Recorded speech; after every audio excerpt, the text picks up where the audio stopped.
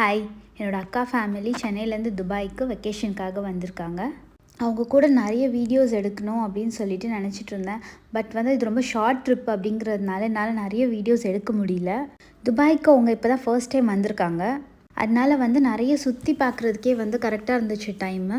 Morning breakfast and lunch மோஸ்ட்டாக வீட்டிலே சமைச்சு சாப்பிட்டாச்சு. டின்னருக்கு மட்டும் எல்லா இடத்துலையும் வெளியில் போகிறதுனால வெளியில் சாப்பிட்ற மாதிரி தான் இருந்துச்சு. நிறைய வீடியோஸ் எடுக்க முடியல. பட் இந்த ஒரு வீடியோ மட்டும் நான் எடுத்தேன்.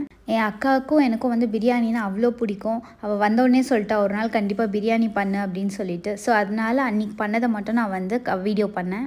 என் அக்கா அப்படியே ஹெல்ப் பண்ணாங்க பிரியாணி பண்ணுறதுக்கு.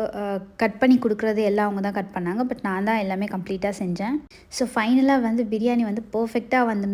நாங்கள் எப்படி எதிர்பார்த்தோமோ அதே அளவுக்கு வந்துருந்துச்சு. வீக்கெண்டுறதுனால என் ஹஸ்பண்ட் ஆஃபீஸ், ஸோ அதனால் அவருக்கு பாக்ஸில் பேக் பண்ணிவிட்டு அவருக்கு கொடுத்தாச்சு. அதுக்கப்புறம் நாங்கள் எல்லாருமே சாப்பிட்டுட்டு வெளியில் போயிட்டு சுற்றிட்டு வந்தாச்சு.